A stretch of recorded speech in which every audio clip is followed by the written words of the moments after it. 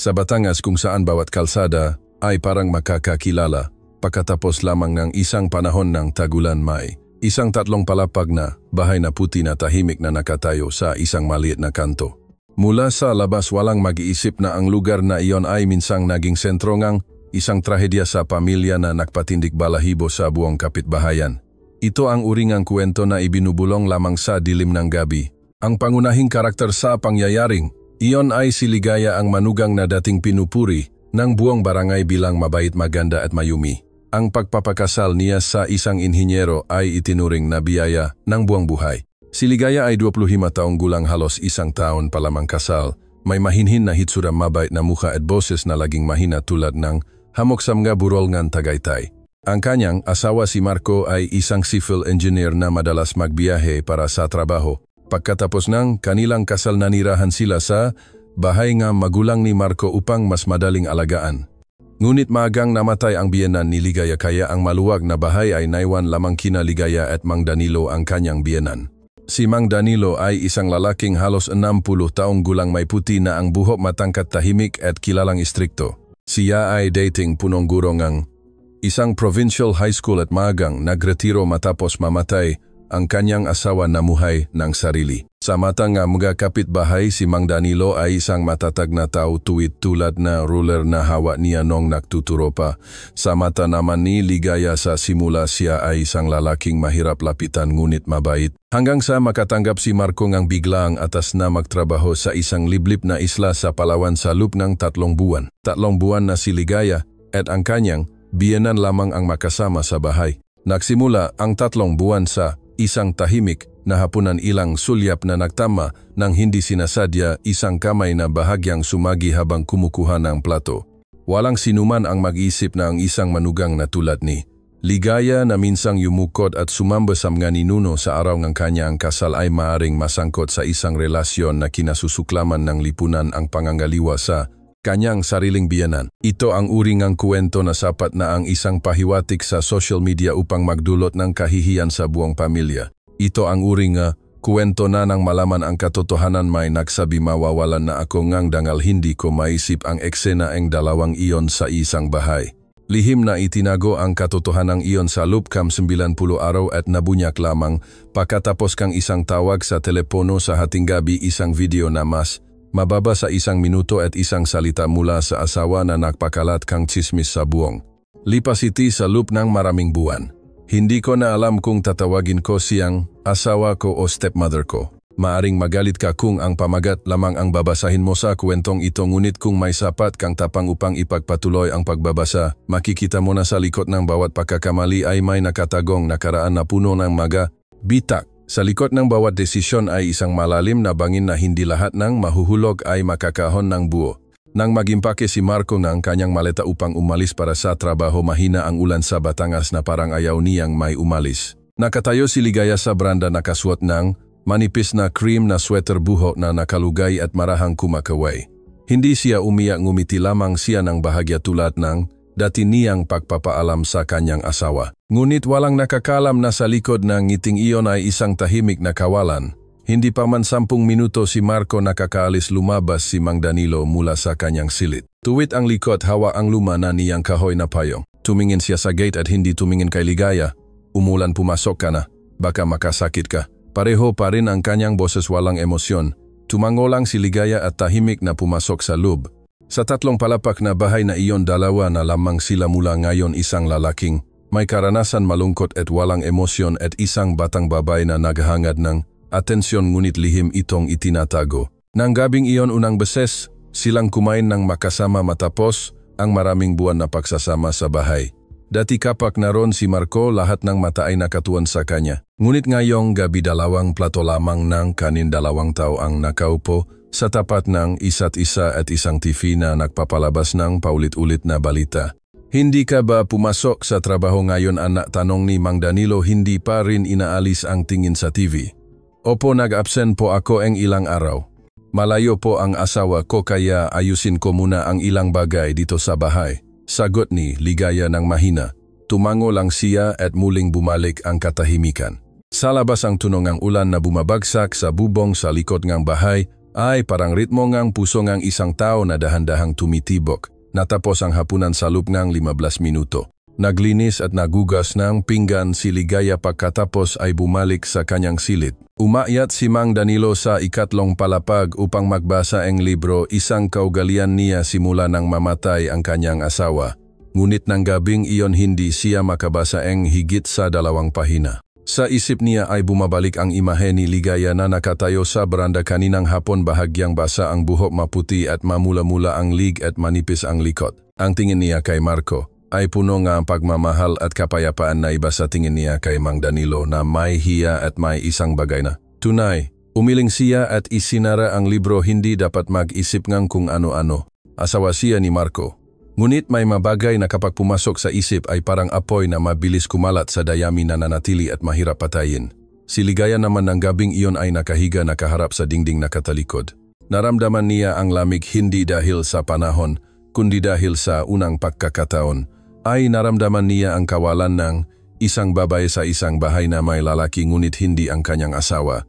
Ang ugong ngang hangin sa siwang ng pinto, ang tiktak ng orasan at ang mahinang tibok ng puso ni Ligaya ay parang nagpapahiwatig ng isang bagay na nagsisimula, isang pagkakamali.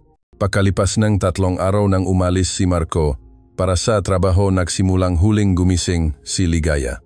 Hindi na siya nag-abalang mag-makeup ngunit mas matagal siyang tumayo sa harap ng salamin kaysa dati.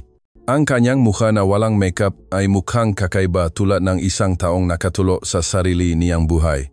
Ibinalik ni Ligaya ang kanyang nightgown nang bahagya sa katahimik na lumabas na may hawak na baso ng tubig. Nang bumaba siya sa hagdan, nakaupo na si Mang Danilo sa sala. Nakasuot siya ng puting shirt, talang pantalon at bukas ang mga butones sa lig na nagpapakita ng payat ngunit matibay na collarbone. Bahagyang nagulat si Ligaya. Hindi niya maintindihan kung bakit hindi sa mukha ni Mang Danilo tumuon ang kanyang tingin kundi mabilis itong dumaan sa lig sa braso na may bahagyang nakaumbok na ugat. Isang tinging napakababay. Huli kang gumising? Tanong ni Mang Danilo nang hindi inaalis ang tingin sa librong hawak. Opo, nagpahinga po ako ngayon, baka uulan na. Sagot niya nakatingin sa kisame na parang umiiwas. Wala nang nagsalita at tila nanahimik ng kaunti ang hangin. Ilang sandali pagkatapos, nang tumayo siya upang magbuhos ng tubig hindi sinasadyang. Sumagi ang baso niya sa baso ni Ligaya na nasa mesa, nagdulot ng mahinang tunok, ngunit sapat upang magulat ang dalawa at lumingon sa isa't isa. At sa sandaling iyon, sa unang pagkakataon, diretsong tumingin si Mang Danilo sa mga mata ni Ligaya ng malalim, hindi bilang biyanan. Sa isang iglap lamang ang tinging iyon ay nagparamdam kay Ligaya na tila siya ay walang suot. Huminga siya ng mahina at tumalikod. Akyat na po ako, sabi niya mabilis na umakyat sa hagdan, malakas ang tibok ng puso na parang nahuli sa isang nakakahiya na gawain. Naksara ang pinto ng silit ngunit hindi pa bumabalik sa normal ang kanyang pahinga. Sumandal siya sa pinto, mahigpit na hinawakan ang kanyang damit. Hindi dahil sa hiya kundi dahil sa takot-takot sa kanyang sarili. Nang gabing iyon ay totungang umulan ng malakas, kidlat at kulog ang nagpatindig balahibo sa kalangitan ng Batangas. Nawalan ng kuryente ang buong kapitbahayan, walang ilaw, walang wifi, walang tunog ng TV, tanging tunog lamang ng ulan sa bubong at mabagal na tibok ng puso sa dilim. Nakaupo si Ligaya sa kanyang silid, nakabaluktot ang mapasa, kamamanipis ang kumot na nakatakip hanggang sa baba. Maliit pa lang siya ay takot na siya sa kulog. Alam ito ni Marco ngunit hindi ni Mang Danilo. Ngunit sa sandaling iyon, tulad ng isang reaksyon, dahan-dahang binuksan ni Ligaya ang pinto ng kanyang silid at lumabas sa pasilyo, bumaba sa hagdan. Kumatok siya ng mahina sa pinto ni Mang Danilo, walang sumagot. Tulog na po ba kayo? Itay na nanatiling tahimik. Itinula ni Ligaya ang pinto ng marahan na parang takot siyang basagin ang isang bagay. Madilim ang silid, bahagyang bukas ang bintana at patuloy ang pagulan. Nakaupo si Mang Danilo nakasandal sa kama, nakapikit ngunit hindi tulog. Nang marinig ang pagbukas ng pinto, idinilat niya ang kanyang mata. Anong ginagawa mo? Malakas po kasi ang kulog, natatakot po ako. Isang pahaya na parang dahilan na alam nilang dalawa. Pumasok ka, upo ka ron. Umupo siya sa gilid ng kama, pinanatili ang distansya ngunit hindi nagtagal ay muling kumulog at kumidlat. Biglang sumandal siya sa balikat ni Mang Danilo, mahigpit na hinawakan ang laylayan ng kanyang shirt na parang nangungumapit. Nanigas si Mang Danilo ngang segundo pagkatapos ay dahan-dahan hinawakan ang kanyang balikat, hindi tulad ng isang ama. Sa sandaling iyon alam nilang dalawa na ang hangganan ng moralidad ay nanganganib.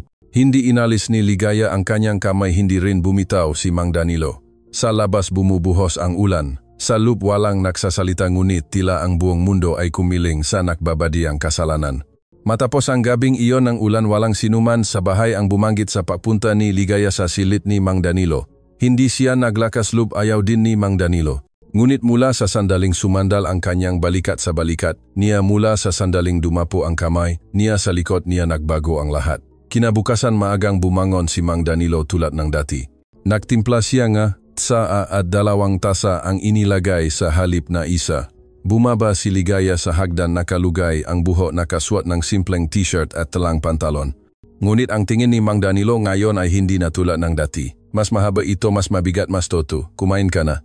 Nagluto ako ng lugaw. Sabi niya habang nagbubuhos, "Nay," sa mahina ang boses na parang walang nangyari kahapon. "Opo," sagot ni Ligaya, bahagyang nakatikom ang labi, sinusubukang manatiling kalmado.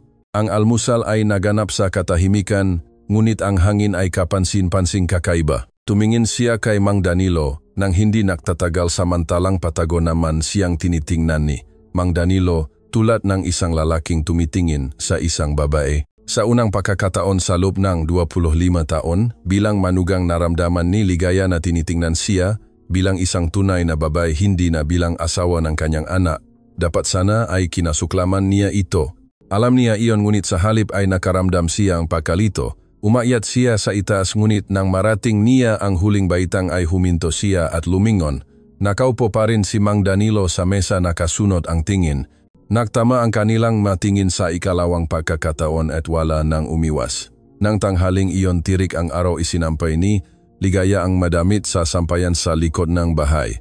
Nakatayo siya sa isang kahoy na upuan, iniabot ang kamay upang isabit sa bakal ang kanyang damit. Bahay ay nakababa sa balikat na nagpapakita ng isang maputing balikat. Hindi niya ito sinasadya, ngunit hindi rin niya ito tinatakpan tulad ng dati. Bahagyang nakabukas ang bintana ng ikatlong palapag. Nakatayo si Mang Danilo sa silid sa likod ng kurtina, nakatingin sa ibaba.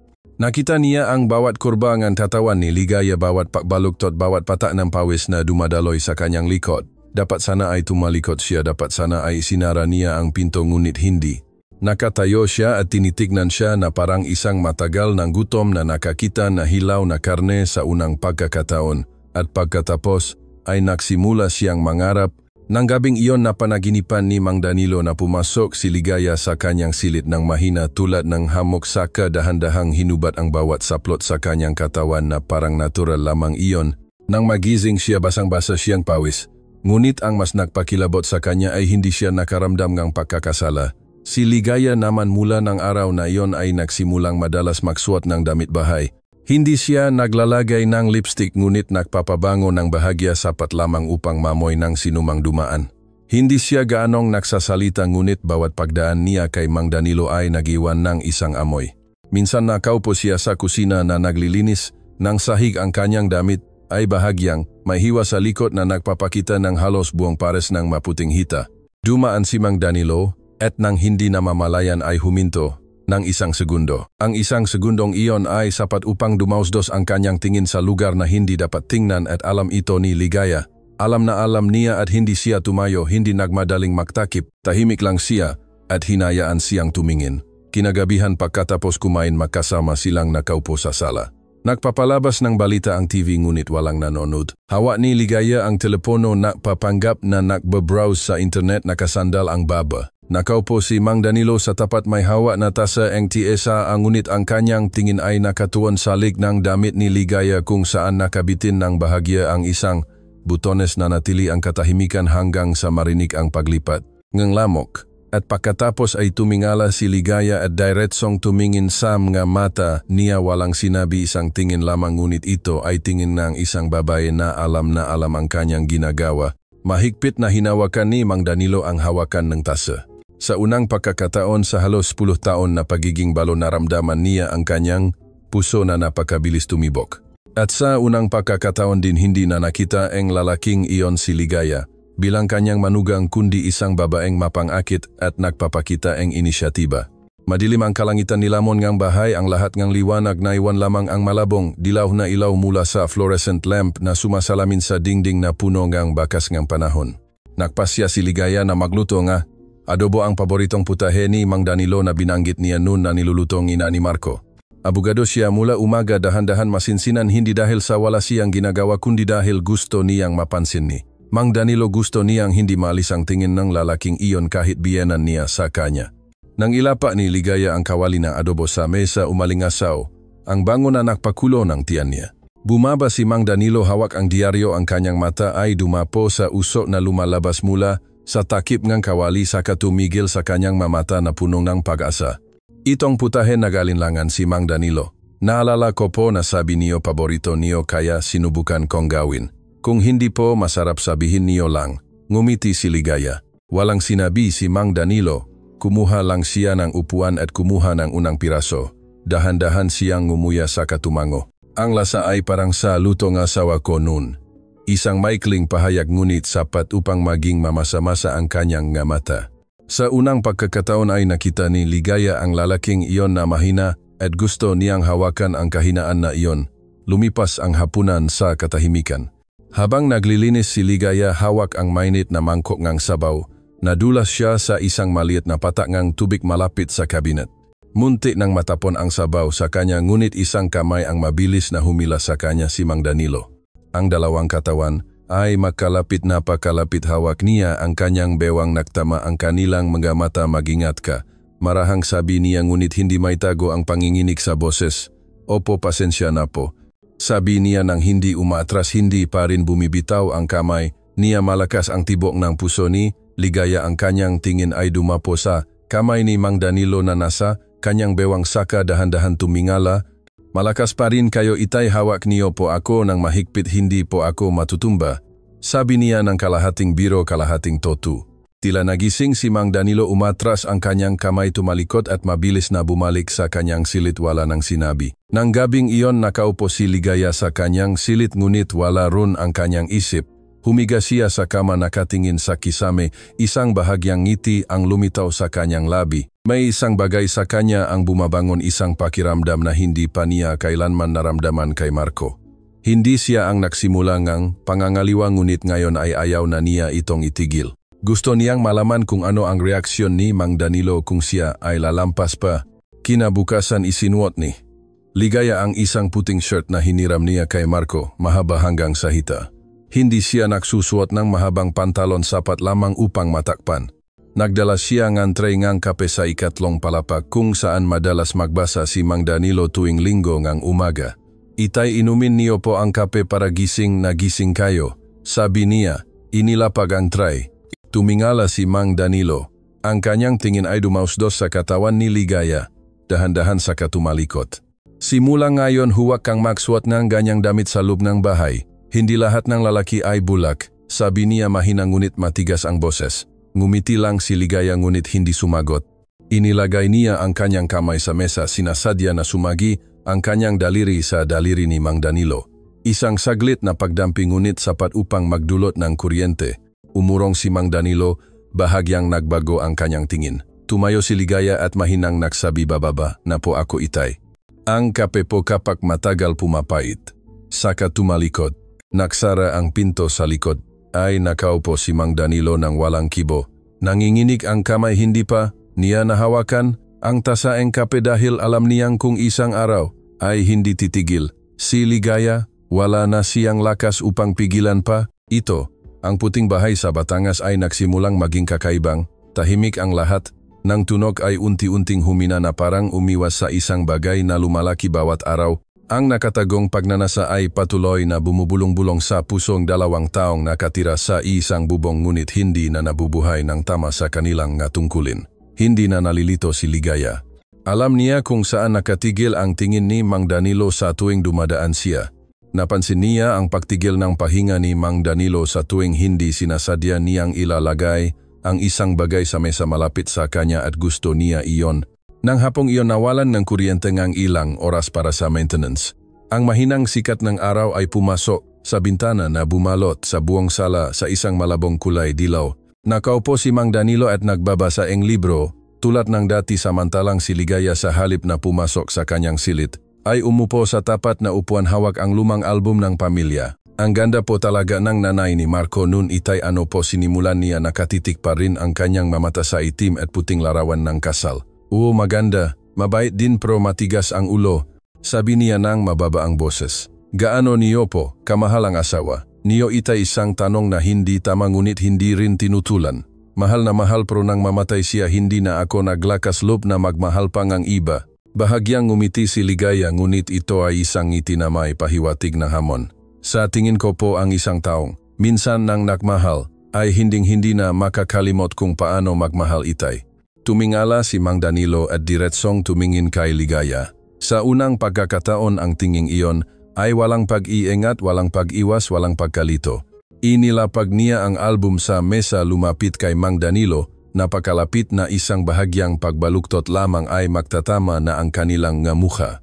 Anong ginagawa mo basak ang boses niya? Mahigpit na nakahawak ang kanyang nga kamay sa hita na parang ginapos ang sarili.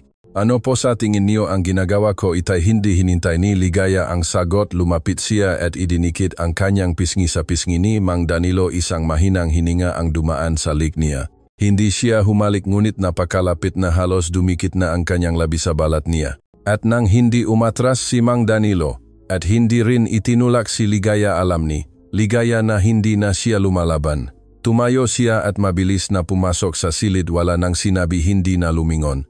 Ngunit bawat hakbang ay isang balif na tibok sa dibdib ni Mang Danilo. Nang gabing iyon mahina ang ulan bumaba si Ligaya sa kusina upang magtimpla ngang tasa hawak ang isang tasa ngang mainit na tubig tahimik na umakyat sa silid ni Mang Danilo. Hindi siya kumatok sa pinto dahan-dahan niya itong itinulak hindi ito nakakandado. Nakaupo siya sa gilid ng bintana nakatingin sa labas hawak ang isang nakabukas na libro. Ang malabong ilong lampara ay nagpapakitang isang mukha na punong kalungkutan at pagkalito. Nagdala po ako ng saa para sa inyo itay. Inilagay niya ang tasa sa mesa mahina ang boses na parang hangin. Salamat. Iwan mo na lang diyan. Hindi siya tiningnan ni Mang Danilo. Inumin niyo po itay. Ang mainit na tsaa ay mabuti para sa pagtulog. Lumapit pa siya.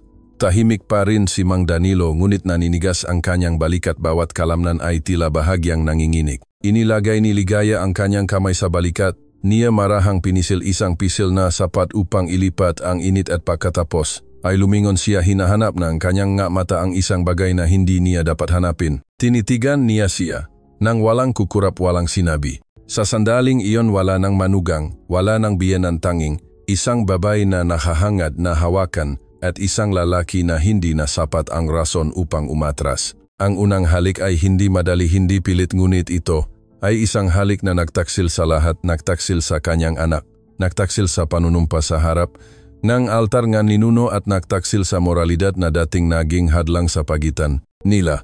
Nang mahiwalay ang kanilang malabi walang sinabi, si Ligaya umatras siya ng isang hakbang saka tumalikod. Si Mang Danilo naman ay nakaupo ng walang kibo tinitignan ang kanyang makamay na dating nagsulat sa blackboard upang magturo ng tamang pagugali ngayon ay kayakap ang likod ng kanyang manugang. Sa labas unti-anting humina ang tunog nga ulan. Sa bahay na iyon ang katahimikan ay naging marumi at mula sa sandaling iyon wala nang makakabalik. Pagkatapos ng gabing iyon huling gumising si Ligaya. Sumasakit ang kanyang ulo na parang pagkatapos ng matagal na lagnat. Nang idilat niya ang kanyang mata ang sikat ng araw mula sa bintana ay direktang tumama sa kanyang mukha ngunit hindi ito mainit kundi matalim. Umupo siya hinila ang kumot tiningnan ang katabing unan na puti flat at malamig. Walang nagbago ngunit ang kawalan na iyon ang nagpakaba sa kanya. Dahil kagabi nagtaksil siya sa kanyang asawa kasama ang ama nito. Bumaba si Ligaya sa kamatahimik na pumasok sa banyo. Tiningnan niya ang kanyang sarili sa salamin gulo ang buhok madilim ang ilalim ng mata at bahagyang pula pa rin ang labi na parang isang malupit na paalala. Sinubukan niyang mahugas ng mukha malakas na binuhusan ng tubig na parang gustong hugasan ang alaala. Hugasan ang pakiramdam ng balat ng gabing iyon. Ngunit ang malamig na tubig ay hindi makabura na mga alaala at ang labi gaano man kapula ang lipstick ay nananatili pa ring lugar kung saan naiwan ang marka ang isang tao na hindi dapat. Wala si Mang Danilo sa bahay ng umagang iyon maaga siyang bumangon at umalis na parang isang tumatakas. Nakita ni Ligaya ang basang tsinelas ni Mang Danilo malamang ay umalis siya ng may hamok pa. Ang buong bahay ay tanging. Ingay lamang ng nagre-reklamong refrigerator at ugong ng lamok. Walang almusal, walang pamilyar na tunog ng pagubo. Walang tinginan tulad ng dati at walang sinuman ang bumanggit ng kahit anong salita tungkol sa gabing iyon. Ngunit ang katahimikan na iyon ang nagpakatakot kay Ligaya. Umupo siya sa sofa, niyakap ang unan, nakatingin sa orasan. 8:10. Isang mensahe mula kay Marco ang lumabas sa screen. Nandito na ako sa Cebu, mahal. Kayo ni Itay, mag-ingat kayo diyan sa bahay. Nagulat si Ligaya. Nakalimutan niyang may asawa siya. Patuloy pa rin ang pag-text ng lalaking iyon, patuloy pa rin ang pagtitiwala, patuloy pa rin ang pagtawag sa kanya ng may pagmamahal. Ngunit si Ligaya ay hindi na ang babaeng iniwan niya 6 na linggo na ang nakakaraan. Binura niya ang mensahe ng hindi sumasagot dahil kung sasagot siya, natatakot siyang umiyak. Nang gabing iyon bumalik si Mang Danilo. Mukha siyang pagod na babalutan ng alikabok ang kanyang damit. Malamang ay nagpunta siya sa sementeryo upang magsinding ang kandila para kay Aling Elena. May sasabihin sana si Ligaya ngunit hindi niya mabuksan ang kanyang bibig. Nakatayo lang siya sa kusina, naghihiwa ng gulay, naririnig ang bawat hakbang ni Mang Danilo sa likod niya. Nang huminto siya, ang nangyari kagabi ituring na lang natin nawala. Ang boses niya ay basag. Sa tingin mo ba kaya mong gawin iyon? Lumingon si Ligaya, namumula ang mamata. Kailangan nating huminto. Simula ngayon bawat isa sa atin ay sa ibang palapag. Pero hinalikan mo ako, niyakap mo ako at ang mamata mo ay nakatingin sa akin bilang isang babae, hindi bilang manugang. At iyon mismo ang dahilan kung bakit kailangan kong huminto. Nanigas ang kanyang boses, ang kanyang tingin ay puno ng pagsisisi ngunit nanginginig pa rin ang kanyang kamay. Umurong si Ligaya, sumandal sa kitchen counter. Hindi siya umiyak ngunit sa loob niya ay isang bagyo ang namumuo. Nang gabing iyon nasa magkaibang palapag sila. Walang nagsalita, walang tumawag sa isa-isa, walang mensahe, walang tsa sa gabi. Walang tinginan ngunit pareho silang gising buong gabi. Nakahiga si Mang Danilo, nakaharap sa dingding, nakapatong ang dalawang kamay sa dibdib na parang ginapos ang sarili. Mabigat ang kanyang pahinga, malinaw pa rin ang alaala ng maliit na bewang sa kanyang kamay na parang 1 minuto pa lang ang nakaraan. Nakahiga si Ligaya, nakaharap sa pinto, mahigpit na niyakap ang unan, nakatingin sa madilim na sulok. Naisip niya si Marco, naisip ang tingin ng kanyang biyenan kung buhay pa ito, naisip ang kanyang magiging anak na hindi pa nabubuo. At pagkatapos ay bigla siyang bumulong nang mahina, siya lang ang nakarinig. Patawad. Ngunit hindi niya alam kung sino ang kanyang hinihingan ng tawad, si Marco, si Mang Danilo, o ang kanyang sarili. Kinabukasan wala nang nakaupo sa isang mesa, walang nagtanong kung ano ang gustong kainin. Muling bumalik ang katahimikan sa bahay, ngunit hindi na ito payapa. Dahil ang lumalaki ay hindi na damdamin kundi takot. Takot na kung magtinginan sila muli sa isa pang gabi, wala nang makakapigil sa kanila. Ang oras ay isang malupit na kasabwat. Hindi ito nagmamadali, hindi rin mabagal, sapat lamang upang ang lahat ng bagay sa bahay ay dahan-dahang masunog tulad ng nagbabagang uling na nababalutan ng manipis na abo. Mas tahimik, mas mapanganib. Pagkatapos ng 2 gabi nga pagpapanatili nga distansya, nagsimulang iwasan ni Mang Danilo si Ligaya. Maaga siyang gumising, mabilis kumain at bumalik sa kanyang silid bago mag-alas 9 ng gabi, samantalang si Ligaya ay parang multo na tahimik na gumagala sa bahay, nagluluto, naglalaba, hindi nagsasalita, hindi ngumingiti, ngunit ang kanilang mata ay hindi makapagsinungaling. Sa tuwing hindi sinasadya silang makita sa hagdan, laging umiwas ang tingin ni Mang Danilo. Samantalang si Ligaya ay tahimik lamang na nakatingin, walang pagtuligsa, walang pagtali, na parang nahihintay. Minsan huminto siya, huminto upang harapin, huminto upang umamin, huminto upang aminin na mahal niya si Ligaya, isang pag-ibig na makasalanan hanggang sa makahinga. Nang gabing iyon mahina ang ulan sa Batangas. Bumalik si Ligaya matapos bumili ng ilang gulay sa palengke. Nakasuot siya ng manipis na kapote, pumasok sa bahay ng halos basa lahat. Sa loob nakaupo si Mang Danilo at nagbabasa ng libro sa sala. Nang marinig ang pagbukas ng pinto, tumingala siya. Sa unang pagkataon pagkatapos ng maraming araw, nagtagal ang kanilang matingin. Direktang pumasok si Ligaya sa kusina, inilagay ang mga pinamili sa mesa, saka tumayo ron na nanginginig sa lamig. Basa ang kanyang buhok, dumadaloy ang tubig mula sa kanyang baba pababa sa lik ng kanyang damit.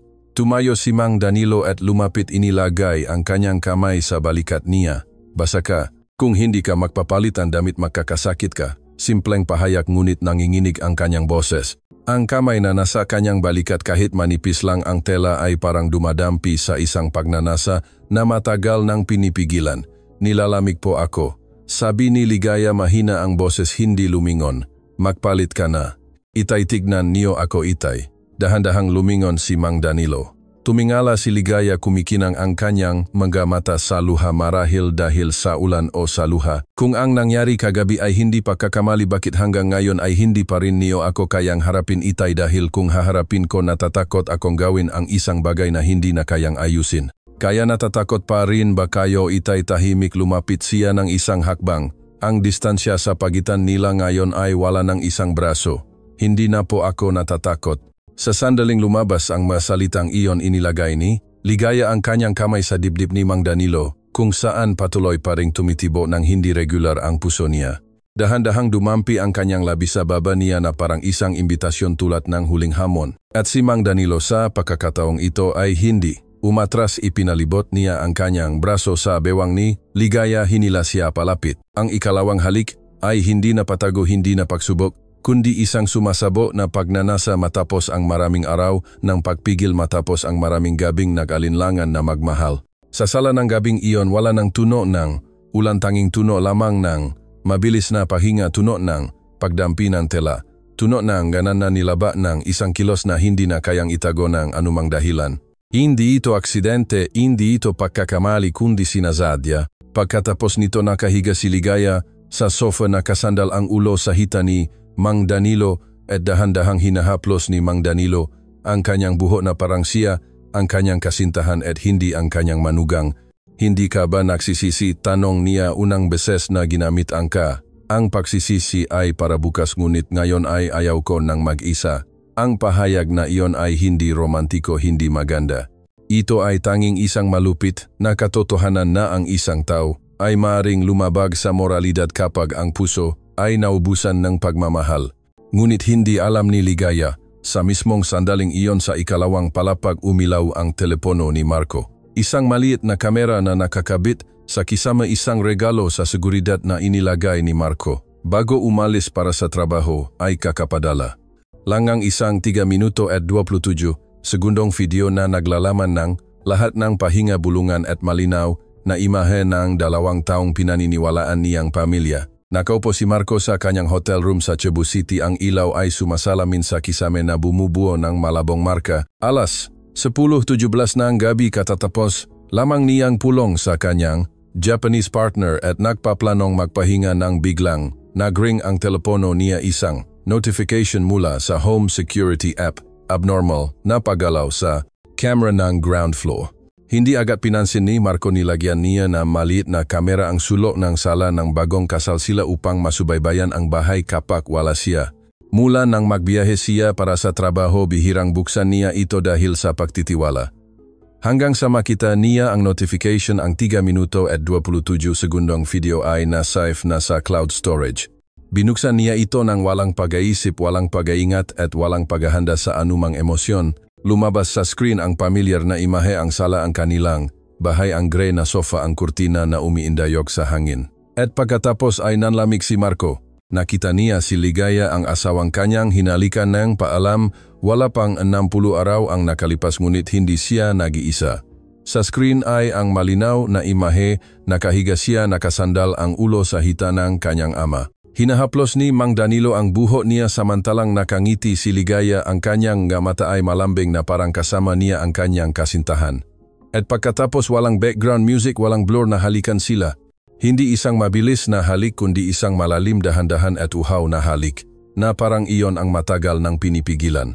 Namatay ang screen, hindi hinugot ni Marco ang charger, hindi siya sumigaw, hindi niya inihagis ang telepono. Nakaupo siya roon nakasandal ang likod sa upuan nakatitig humihinga ang puso ngunit hindi na regular ang ritmo. Sa kanyang isip bawat tunog ay umaling-aungaw. Hindi pwede, hindi sila. Hindi pwede ngunit ang katotohanan ay walang pakialam kung gusto man maniwala ng isang tao o hindi. Nakatayo lang ito roon tahimik na pinapatay ang tiwala ng paunti-unti. Hindi siya tumawag sa bahay, hindi nag-text. Hindi nagtanong kung kumain na ang kanyang asawa, hindi nagtanong kung maaga bang natulog si Itay. Naging tahimik siya na parang patay. Pagkalipas ng 3 araw umuwi si Marco. Binuksan ni Ligaya ang pinto, may harina pa sa kanyang kamay. Nagbabaka siya ng tinapay, ang paborito niya. Maliwanag ang kanyang mata, may bahagyang ngiti. Umuwi ka, bakit hindi ka nagpasabi? Hindi sumagot si Marco. Direktang pumasok siya sa bahay, hinila ang maleta paakyat sa silid. Kagagaling lang din ni Mang Danilo sa simbahan, may hawak na kandila, bahagyang nagulat nang makita ang kanyang anak. Umuwi ka na, matagal siyang tiningnan ni Marco. Isang tingin kalmado ngunit kakaiba. Umuwi ako sa tamang oras, nag-alinlangan si Mang Danilo. Nakatayo si Ligaya sa likod na parang may nararamdamang mali. Inilapag ni Marco ang kanyang bag, kinuha ang telepono, binuksan muli ang video, hindi pinizoom, walang sinabi, ipinakita lang niya ang screen sa kanila upang pareho silang makakita. Nanatiling tahimik ang salaang, tiktak ng orasan, ang patangang tubig mula sa hindi pa ganap na nakasara na gripo, at ang mabilis na pahinga mula sa mismong tao sa video. Natapos ang video, tumingala si Marco, mababa ang kanyang boses ngunit malinaw ang bawat salita. Gusto mo bang magpaliwanag? Para siyang nalumpo na utal si Ligaya, nanginginig ang mga labi. Ako patawad. Ngunit iyon ay ako lamang. Huwag mong sabihin na ako lamang, putol ni Marco. Namumula ang kanyang mata dahil ikaw at si Itay ay ginawa ninyong pugat ng pagtataksil ang bahay na ito. May sasabihin sana si Mang Danilo, ngunit itinaas ni Marco ang kanyang kamay upang pigilan. Itay, pakiusap, huwag. Isang segundo pagkatapos tiningnan niya si Ligaya ng malamig na nakakasakit. Alam mo ba, ang pinakamasakit ay hindi ang pagtataksil mo kundi ang pagpili mo ng taong pagtataksilan mo, ang taong tinawag mo noon na Itay. Umakyat si Marco, hindi niya malakas na isinara ang pinto, hindi siya nagmura, ngunit ang buong bahay mula sa sandaling iyon ay tuluyan ng nagiba. Bumagsak si Ligaya sa sahig, nanginginig ang kamay, mabilis na tumibok ang puso na parang mabubulunan. Nakatayo si Mang Danilo ng walang kibo, namumula ang mamata, hindi naglakas loob na tumingin sa kanyang anak. Sa loob niya ay isang bagyo, sa loob niya ay isang malalim na bangin. At kay Marco ay isang pagtatapos na hindi kailangan ng pahayag, tanging isang 3 minuto at 27 segundong video lamang. Hindi nakatulog si Ligaya buong gabi. Nakahiga siya ng walang kibo sa dilim, makahawak ang dalawang kamay, dilat ang mga mata. Sa labas ngang pinto ang malalayong tahol ngang aso, ang hagupit ngang hangin sa beranda, at ang kanyang puso ay sumisigaw. Hindi lumabas si Marco sa silid buong gabi, ay hindi namatay. Ang ilaw, hindi siya sumigaw, hindi siya nanggulo, hindi rin siya tumawag sa sinuman. Ngunit ang nakakatakot na katahimikan na iyon ang tunay na bagyo, dahil kapag ang isang lalaki ay ayaw nang magtanong kung bakit, nangangahulugan iyon na ang pinakamahalagang bagay sa kanya ay namatay na ang tiwala. Kinabukasan, maulan ang Batangas, ang hangin ay dumadaan sa siwang ng bintana na malamig na parang kutsilyo. Bumaba si Marco sa hagdan na may hawak na maleta. Nakita ni Ligaya na may gusto siyang sabihin, ngunit nabulunan siya. Saan ka pupunta? Tanong niya, basak ang boses. Wala, hindi lang ako makapanatili dito. Marahang sagot ni Marco na parang nagsasalita tungkol sa panahon. Lumabas si Mang Danilo sa kusina bago pa siya makapagsalita, pinutol na siya ni Marco. Hindi ko kailangan ng paliwanag dahil sapat na ang video na iyon. Pro Marco, alam ko, nautal siya. Anong alam mo? Tanong ni Marco, hindi malakas ang kanyang boses ngunit matigas na parang bakal. Alam mong nalulungkot ang manugang mo. Alam mong ang yakap na iyon ay hindi pagmamahal. Alam mo at nagpatuloy ka pa rin. Sinubukan kong huminto, umiwas. Ngunit sa huli pinili mo at ikaw din. Tiningnan ni Marco ang dalawa, ang kanyang mga mata ay dumaan sa bawat isa na dating pinakakatiwalaan niya ng lubos. Ikaw ang unang asawa ko sa buhay. Ikaw ang nag-iisang ama na mayroon ako at ninakaw. Ninyong dalawa ang lahat sa akin sa isang gabi lamang. Sumigaw si Ligaya. Lumapit siya at hinawakan ang braso niya. Nakamali ako, talagang nakamali ako. Ngunit asawa mo pa rin ako, Marco, pwede tayong magsimulang muli. Umurong si Marco, ang kanyang mamata ay hindi na malambing. Wala ka nang anumang sa akin. Ikaw ay isang alaala at nasira na ito. Hinila niya ang maleta palabas ng pinto sa kalumingon at sinabi ang huling pangungusap. Hindi ko sasaktan ang sinuman. Hindi ko kailangan gumawa ng gulo. Hindi ko rin ipapakalat ang sinuman sa internet dahil gusto kong kayong dalawa ay mabuhay upang makita ninyo kung paano dahan-dahang pinapatay ng pagkakasala ang kaluluwa. Aalis ka na ba? Itay, tanong ni Mang Danilo, namumula ang mata. Hindi mabubuhay ako. Ngunit hindi sa bubong na ito, hindi kasama ang mataong ito. Hindi pagkatapos ng lahat ng nangyari. Umalis si Marco nang hindi lumingon, tahimik na naksara ang pinto, ngunit ang katahimikan pagkatapos ay masakit na parang putok ngang baril sa puso. Buong araw na nakaupo si Ligaya sa harap ng pinto, hindi kumakain, hindi umiinom, blanco ang kanyang nga mata, nanginginig ang kanyang nga kamay. Sa tuwing naririnig niya ang tunog na motorsiklo sa eskinita, bumabangon siya ngunit nalulungkot. Umasa siyang babalik si Marco, isang bagay na walang saysay. Samantalang si Mang Danilo hindi siya lumabas sa silid. Nakaupo siya sa harap ng altar ng kanyang namatay na asawa, nanginginig ang kanyang kamay habang nagsisindi ng kandila. Ang kanyang nga mata ay nakatingin sa itim at puting larawan. Sa unang pagkataon pagkatapos ng maraming taon, lumuhod siya at 3 beses na idinikit ang kanyang ulo sa sahig. Patawad, hindi ko napangalagaan ang pangalan ng isang disenteng asawa na minsan mo akong tinawag. Dumaloy ang kanyang luha sa malamig na sahig. Nang gabing iyon, sa drawer ng silid ni Marco nakita ni Ligaya ang isang liham na hindi mahaba, hindi pinalamutian, tanging ilang linya lamang. Pinili mo ang kalungkutan upang bigyang katwiran ang iyong pagkakasala. Ngunit hindi ko pipiliin ang pag-ibig na kailangang ipagpalit sa dangal. Paalam, hindi upang magpatawad kundi upang ipagpatuloy ang buhay na parang hindi na tayo nakakilala. Niyakap ni Ligaya ang liham sa kanyang dibdib at sumigaw ang unang sigaw pagkatapos ng maraming araw and pagpigil. At iyon din ang unang pagkakataon sa kanyang buhay. Naisip niyang sana ay hindi na lang siya nabuhay sa bahay na iyon. Pagkatapos umalis ni Marco, ang 3 palapat na bahay sa Lipa City ay naging mas malamig kaysa taglamig. Ang lamig ay hindi galing sa panahon kundi sa mga tingin na umiwas sa pagitan na 2 taong dating handang gawin ang lahat para sa isa't isa. Ngayon ay nakaupo sila sa isang mesa, ngunit ang distansya ay mas malayo kaysa anumang hangganan. Nanlumo si Ligaya pagkatapos lamang ng ilang araw. Hindi na siya nag-makeup, hindi na siya nagsusuot na mahihining damit, hindi na siya nagpapatugtog na musika sa umaga. Bawat umaga maaga siyang gumising at siya mismo ang naglalagay nga isang florera ng ligaw na bulaklak sa sulong ng bintana, ngunit walang nakatingin. Sa gabi nagluluto siya ngang hapunan tulad ngang dati, 2 plato pa rin, 2 pares ngang chopsticks, 2 upuan, ngunit siya lamang ang nakaupo. Kumakain si Mang Danilo sa kanyang silid o hindi kumakain. Bawat araw tahimik siyang umaalis sa bahay mula alas 6 umaga at bumabalik pagkatapos ng alas 9 gabi. Walang nakakaalam kung saan siya pupunta. Minsan ay nakaupo lang siya mag-isa sa bangko sa parke o gumagala sa labas ng simbahan kung saan hindi siya naglakas loob na pumasok. Dahil doon ay may tingin ng Diyos at wala na siyang karapatan na tumayo sa ilalim na malinis na tinging iyon. Minsan habang naglilinis si Ligaya ng bintana, nakita niya si Mang Danilo na nakatayo nang walang kibo sa bakuran, hawak ang isang sigarilyo na halos ubos na nakatitik sa dingding. Bumaba siya na may dalang payong dahil nagsisimula ng umulan ng mahina.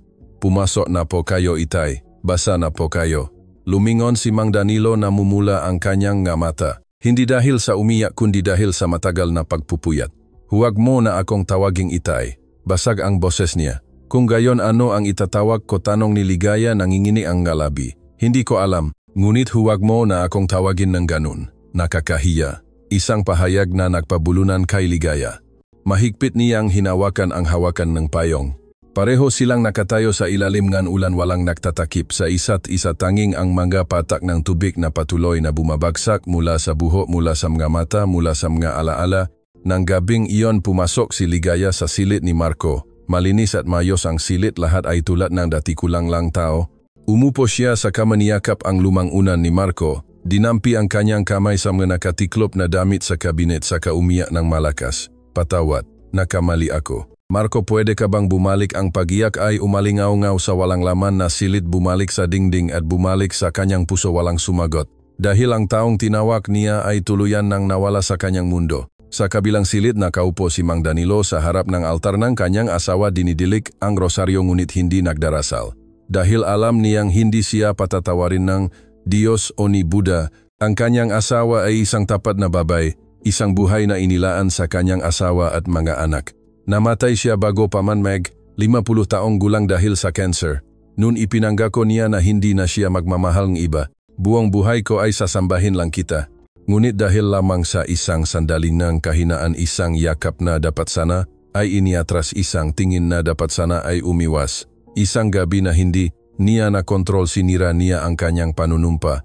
Isang linggo pagkatapos nag-resign si Ligaya sa kanyang kumpanya. Hindi siya sapat na matino upang ipagpatuloy ang trabaho. Nagsimulang kumalat ang maksismis, walang diretsong nagsabi ngunit alam ng lahat.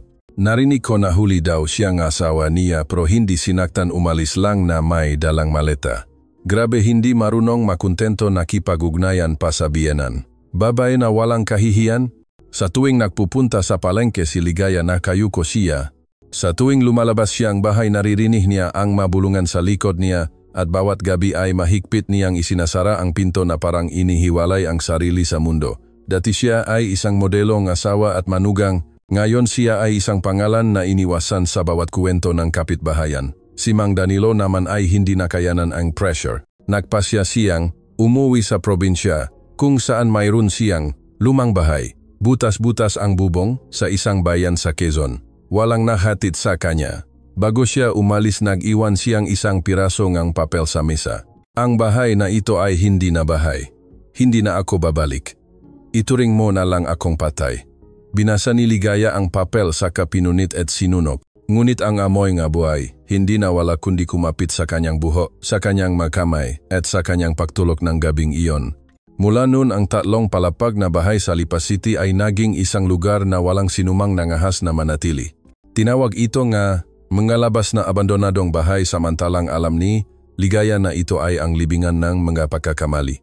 2 linggo pagkatapos umalis ni Mang Danilo ang 3 palapag na bahay ay patuloy na may ilaw. Bawat gabi ngunit walang bumibisita, wala nang pumapasok tanging si Ligaya na parang anino na naglalakat-lakat sa kanyang sariling, buhay nang hindi makahanap ng daan palabas. Sa simula nagluluto pa rin siya ng kumpletong pakay naglalaba naglilinis ng bahay na parang malayo lang si Marco at babalik anumang oras.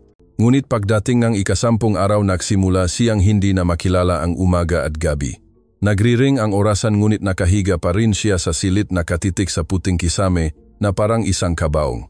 Isang araw pumunta si Ligaya sa palengke upang bumili ng itlog gulay at isang bungkos ng puting bulaklak chrysanthemum. Nag-aalala ang tindra ang payat mo naman Ligaya. May problema ka ba? Tumango lang siya ng mahina at hindi sumagot ngunit nang tumalikod siya nagika-ika ang kanyang mahagbang na parang ang bungkos ng bulaklak na hawak niya ay napakabigat. Pag-uwi inilagay niya ang bulaklak sa mesa binuksan ang isang mahinang musika sa Bluetooth speaker. Ang kanta na madalas kantahin ni Marco nawala na tayo hayaan na lang. Ngunit pagdating sa chorus hindi na niya nakayanan tumakbo siya upang patayin ang musika ang tunog ng pag-off ay umalingaw na parang putok ng baril. Niyakap niya ang kanyang ulo at umupo sa sahig humihinga ng malalim tumahimik na kayong lahat.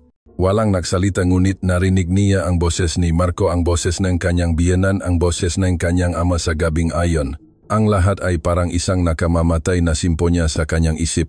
Hindi nakatulog si Ligaya ng gabing iyon, nakahiga siya mahigpit, naniyakap ang lumang unan ni Marco nakapikit ngunit hindi mapakali ang isip. Nananaginip siya minsan nakikita niya si Marco na bumabalik nakatayo sa harap ng pinto blanco ang mukha. Minsan nakikita niya si Mang Danilo na nakaupo sa hagdan na malungkot na nakangiti saka nagiging usok. At minsan nakikita niya ang kanyang sarili sa harap ng salamin ngunit ang taong nasa salamin ay hindi siya kundi isang ibang babae gulo ang buhok malalim ang mata at baluktot ang bibig.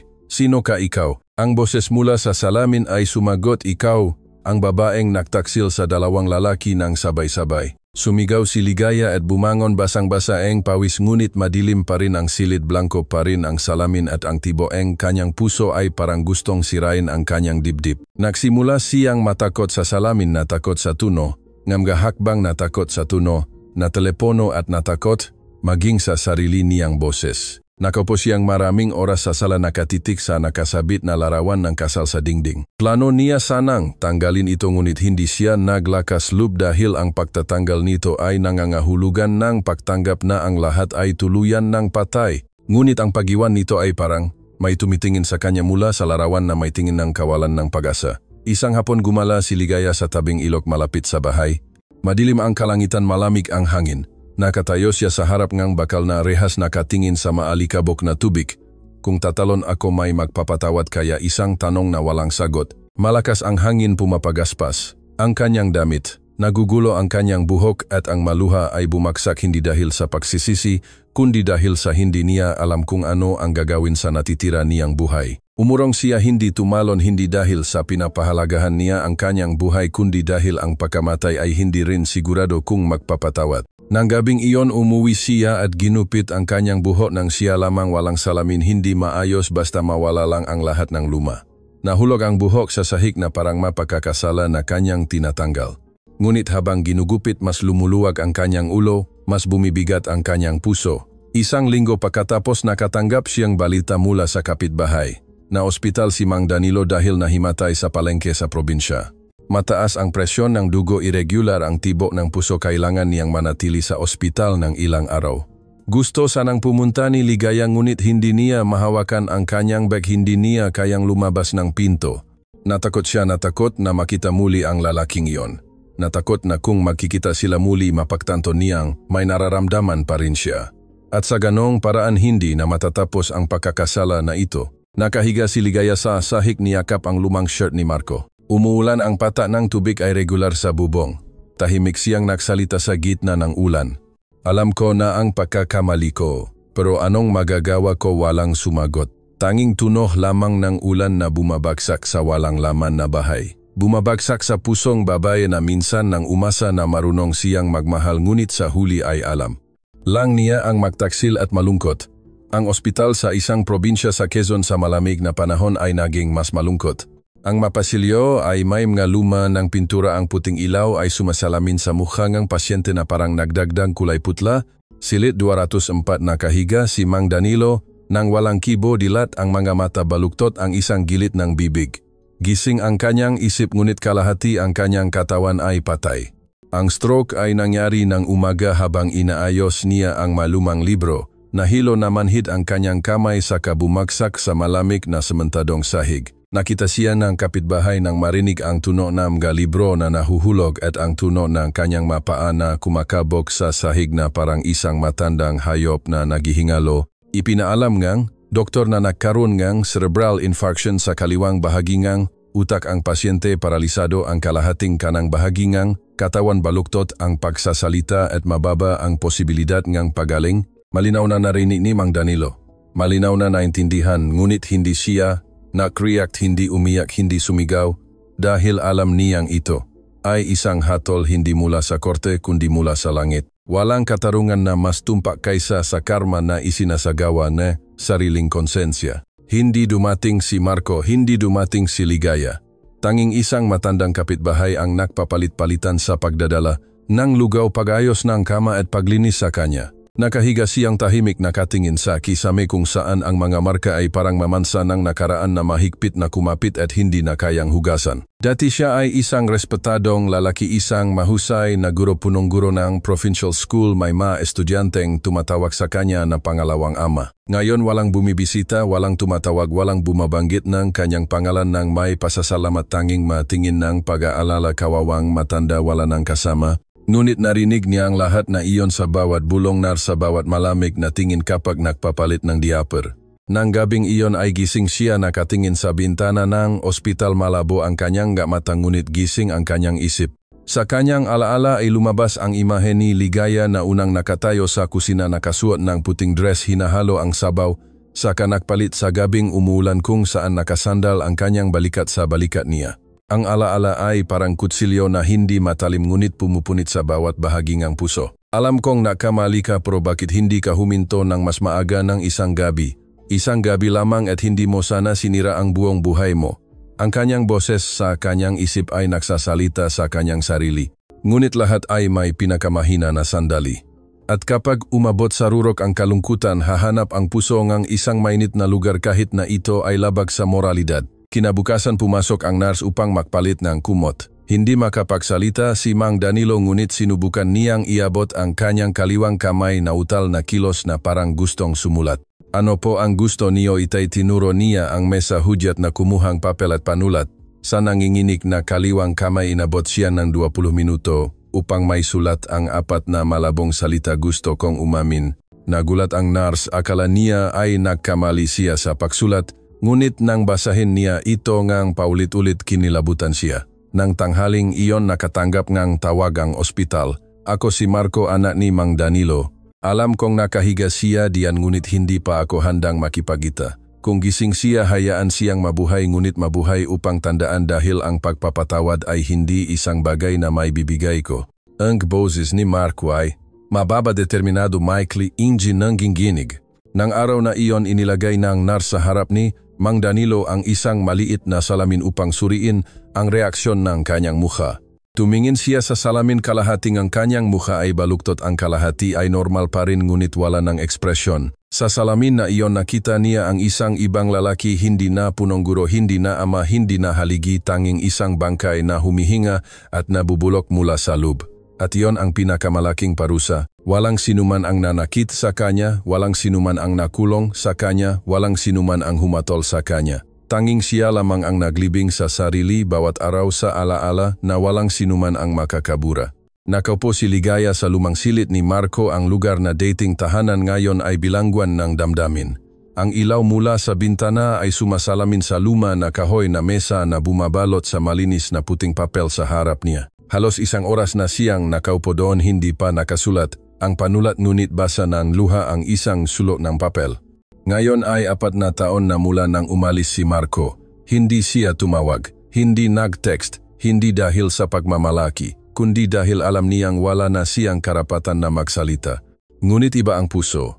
Hindi ito nangangailangan ng rason, kailangan lang nitong masabi. Kinuha niya ang panulat at isinulat ang unang linya para kay Marco. Kung mayroon ka pa ring kaunting pasensya upang basahin ang liham na ito, iyon na ang huling swerte na mayroon ako. Huminto siya, huminga ng malalim, nanginginig ang kanyang kamay na parang bawat letra ay may daladalang daan-daang kutsilyo na nakaturo sa kanyang dibdib. Matagal na akong nahintay upang makaroon ng tapang na pangalanan ang lahat sa tamang paraan, wala ng pagkakamali, wala ng aksidente. Ipinagtaksil kita at mas masahol pa ipinagtaksil kita sa taong pinakakatiwalaan mo ng lubos. Sumulat siya na parang hinuhubaran ang kanyang sarili, hindi nilalaktawan ang anumang detalye, hindi nagpapagaan, hindi nagpapaliwanag. Hindi ko ipagsisisi ang hiningi kong tawad dahil hindi ko iniisip na karapat-dapat ako. Ngunit gusto kong maintindihan mo ang inakala kong tunay na damdamin ay naging isang hamak na pagbibigay katwiran lamang sa aking kalungkutan at kahinaan. Nabulunan ang panulat sa gitna ng linya, sumigaw si Ligaya. Yumuko siya sa mesa upang direktang bumaksak ang kanyang maluha sa papel. Isang boses sa kanyang isip ang umalingaw-ngaw, kung tunay na nagsisisi bakit hindi ka pumunta upang makipagita sa kanya, ngunit alam niya na kung lilitaw siya, ang tingin ni Marco ay magiging parang kutsilyo na muling magsusugat sa sugat na sinubukan niyang kalimutan. Ayaw niyang maging dahilan ng sakit ng iba sa ikalawang pagkakataon. Sumulat pa siya, maaring mayos ang buhay mo ngayon o nahihirapan ka, hindi ko alam, ngunit umaasa akong hinding-hindi ka nababalik dito dahil sa isang sandaling ang kahinaan. Dahil ang bahay na iyon ay hindi na para sa isang taong may malinis na puso. Sumulat si Ligaya ng 5 pahina, bawat linya ay parang dugo na naging tinta. Sa dulo ngang liham isinulat niya lamang, kung isang araw ay makita mo ang liham na ito, pakiusap, basahin mo ito hindi ng may galit, kundi bilang huling salita mula sa isang babae na nawalan ng pagkakataon na maging asawa mo. Magpakailanman. Pinirmahan niya Ligaya ang dating asawa mo. Itiniklop niya ang liham sa isang sobreselyado, nilagyan ng malinaw na address ng tatanggap saka dinala sa post office, ngunit nang dumating siya sa counter sa harap ng nagtatrabaho, bigla siyang huminto. Magpapadala po kayo ngang liham, maam, hindi sumagot si Ligaya. Inilagay niya ang kanyang kamay sa sobresaka, umatras. Pasensya na po, nakamali po akong address. Mahina niyang sabi saka tumalikod. Pauwi. Umuulan muli sa Batangas. Ang mapata ngang ulan ay hindi malalaki ngunit matagal. Hindi siya naksuot ngang sombrero, hindi niya tinakpan ang kanyang damit, hinayaan lang niyang bumuhos ang ulan sa kanyang buhok, sa kanyang mukha na parang nahuhugas ng bawat pata ng kahihiyan na nakaukit sa kanyang balat. Pagdating sa bahay, binuksan niya ang drawer, inilagay ang liham. Idinagdag niya ang isang linya sa labas ng sobre, huwag ipadala. Kung isang araw ay babalik ka, basahin mo ito, ngunit kung hindi, hayaan itong mamatay kasama ko. Nang gabing iyon natulog si Ligaya sa silid ni Marco, niyakap ang lumang unan na kapikit at mahinang bumubulong.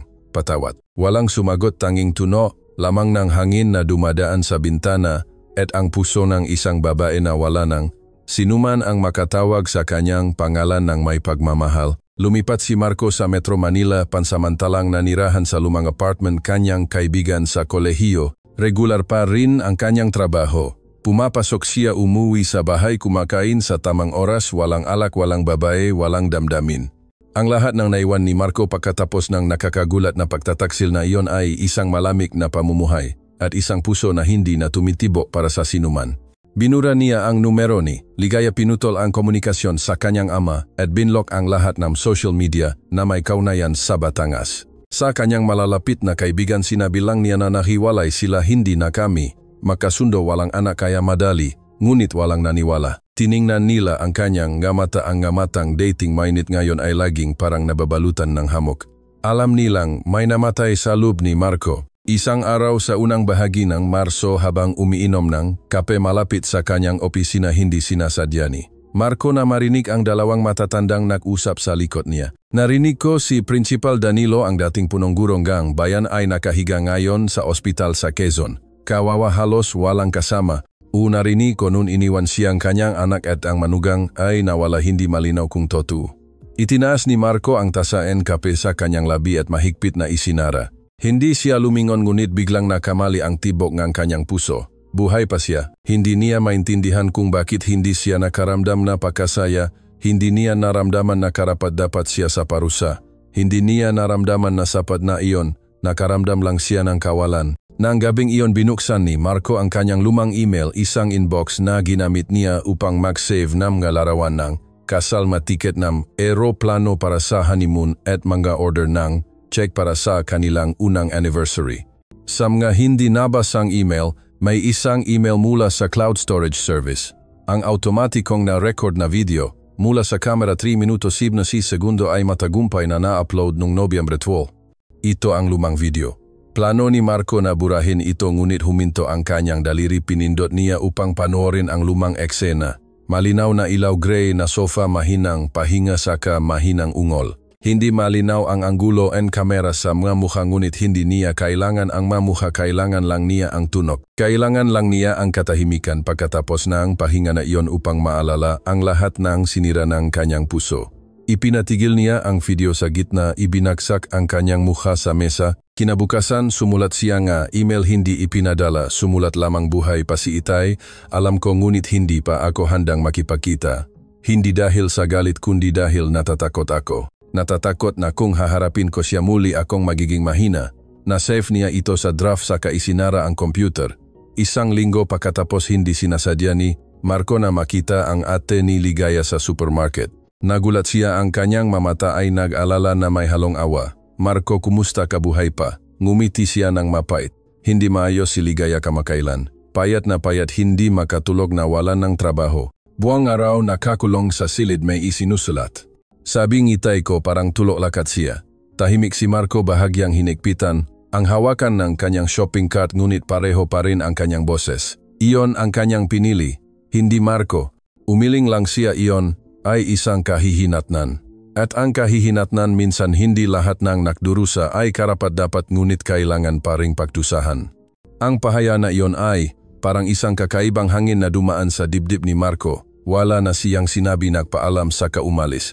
Ngunit nang gabing iyon binuksan niya ang telepono, hinanap ang numero ni Ligaya, nag-alinlangan, pinindot saka binura saka muling pinindot. Sa huli insave niya ito sa pangalang hindi kailangan tawagan. May magagabing nagigising si Marco ng alas 3 ng umaga sa gitna ng mga panaginip na hindi niya pinili. Nangangarap ng lumang bahay, nangangarap ng hapunan kasama ang 3 tao, nangangarap ng dilaw na ilaw na sumasalamin sa hapagkainan at tawanan. Ang tawanan na iyon ay nasa kanyang isip na lamang ngayon at hinding-hindi na muling lilitaw sa tunay na buhay. Lumabas si Marco sa balkonahe, nakatingin sa sasakyan sa gabi, may hawak na mabilis na isinulat na piraso ng papel. Marahil ang pagpapatawad ay hindi para mabuhay ang iba kundi para makaroon ng kapayapaan ang sarili. Hindi pa niya ito ipinadala, ngunit sa pagkakataong ito ay hindi niya ito pinunit. Maingat niyang itiniklop at inilagay sa kanyang wallet at sa unang pagkakataon pagkatapos ng 90 araw naisip niyang babalik siya, hindi upang makipagbati kundi upang tingnan muli sa huling pagkakataon bago umalis ng tuluyan. Nang araw na bumalik si Marco Sa lumang bahay madilim ang Batangas na parang alam nito, ang mangyayari ay walang magandang wakas. Malakas ang hangin, puno ng dahon ang bakuran at ang lumang bakal na gate ay bumukas ng gumagapang na parang buntong hininga ng isang kaluluwa na matagal nang nakakulong. Nakatayo siya sa harap ng pintuan, hawak ang lumang susi. 90 araw na ang nakalipas mula nang umalis siya na may dalang maleta. Isang bahay na dating tinatawag na tahanan ngayon ay tanging pinangyarihan na lamang ng isang trahedya na walang sinuman ang nangahas na banggitin. Binuksan ni Marco ang pinto. Sa loob ay tulad pa rin ng dati ang gray na sofa set, ang kahoy na kabinet, ang altar ng kanyang ina sa ikalawang palapak at ang makapal na hangin na parang walang sinumang namuhay ng maayos dito. Isang mahinang tunog ngang sinalas ang umalingaw mula sa hagdan. Si Ligaya, napakapayat niya, maikli ang kanyang buhok, malalim ang kanyang mata, nakasuot ng manipis at kupas na sweater. Nakatayo siya roon kalahati sa baitang ng hagdan, hawak ang rehas na parang hindi siya naglakas loob na magpatuloy. Nagtama ang kanilang mata, walang sorpresa, walang pagbati, tanging isang nakakabingi na katahimikan. Pumasok si Marco, inilagay ang kanyang wallet sa mesa, kinuha mula doon ang isang maingat na nakatiklop na piraso ng papel. Iyon ang piraso ng papel na isinulat niya noon nang hindi siya makatulog. Ang pagpapatawad ay hindi para mabuhay ang iba kundi para magkaroon ng kapayapaan ang sarili. Hindi niya ito ibinigay kay Ligaya, inilagay lang niya sa mesa. Kumusta ka? Ang kanyang boses ay mababa at kalmado. Hindi maayos pero buhay pa, sagot ni Ligaya, mahigpit na hawa ang rehas ng hagdan. Alam ni Marco na isang ordinaryong pahayag iyon, ngunit napakilik sa puso niya. Ligaya, may sasabihin sana siya, ngunit itinaas ni Marco ang kanyang kamay upang pigilan. Ligaya, hindi ako bumalik ngayon upang makinig sa pahingi mong ang tawad. Alam mo, at hindi rin upang buhayin ang lahat ng nangyari. Gusto ko lang makita ka ng isang beses upang kumpirmahin na wala na tayong anumang sa isa't isa, wala nang dapat iligtas, wala nang dapat hawakan. Kinagat ni Ligaya ang kanyang labi, bumaba siya ang isang baitang. Pero mayroon pa akong gustong ibigay sa iyo. Binuksan niya ang drawer sa ilalim ng mesa, kinuha ang isang lumang sobra. Ang liham na isinulat niya, noon na balak niyang ipadala, na dinala niya sa post office saka ibinalik. Matagal ko nang isinulat ito, hindi umaasang babasahin mo upang magpatawad.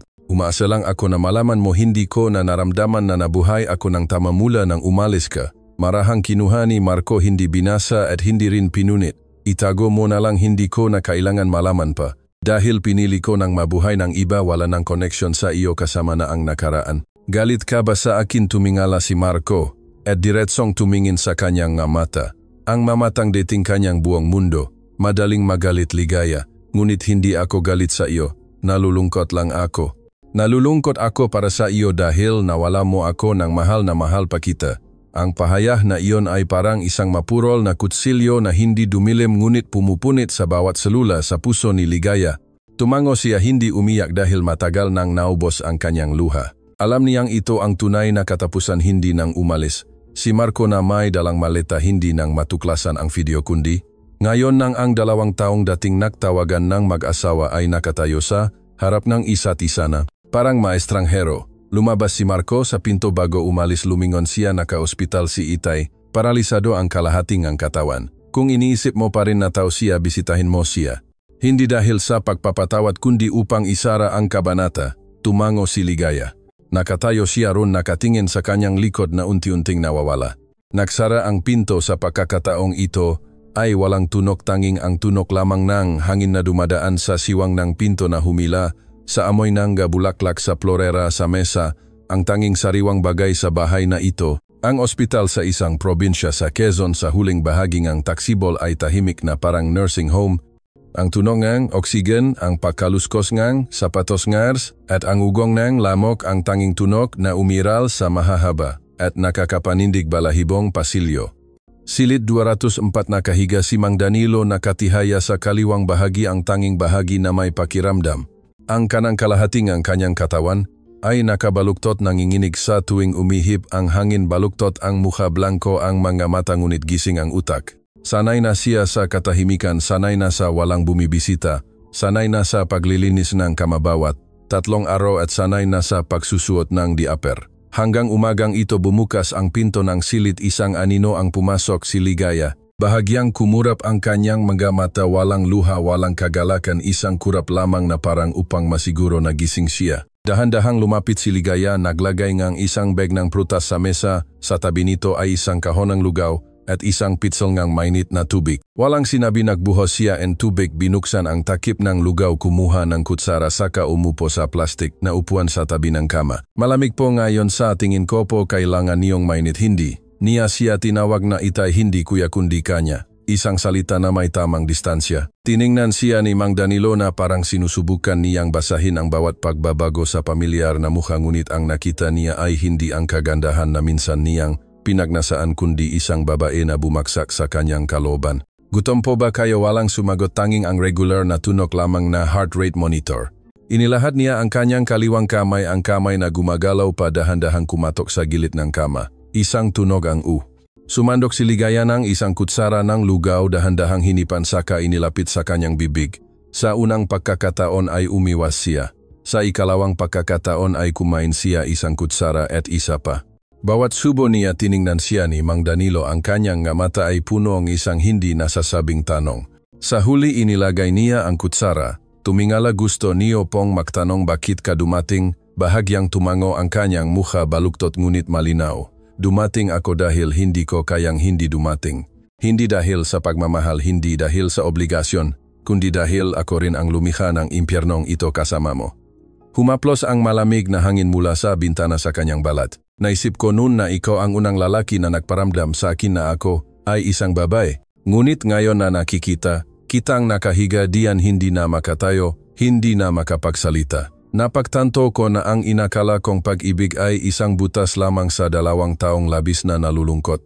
Ipinikit ni Mang Danilo ang kanyang mata, walang lumabas na luha, tanging isang bahagyang paggalaw lamang sa isang gilid ng kanyang mata. Hindi kita sinisisi, hindi ko rin pinapatawad ang sarili ko. Pareho tayong nakamali, ngunit binayaran mo ito ngang kalahati ng iyong katawan samantalang nawala ko ang natitira kong buhay. Umupo siya ron ngang ilang sandali, walang sinabi, walang ginawa, nakatingin lang sa kanya na parang tumitingin sa isang buhay na saksi ng kanyang sariling sugat na nilikha. Pagkatapos ay tumayo siya, hindi na ako babalik dito. Hindi dahil sa galit kundi dahil wala nang dapat sabihin. Umaasa akong may sapat ka pa ring lakas upang mabuhay, hindi para magsisi kundi para tandaan upang makita na may mga pagkakamali na hindi kailangan parusahan dahil ito mismo ang parusa. Lumingon siya, ang tunog ng kanyang goman at sinalas ay umalingaw-ngaw sa bawat hakbang, dahan-dahan, mabigat, determinado.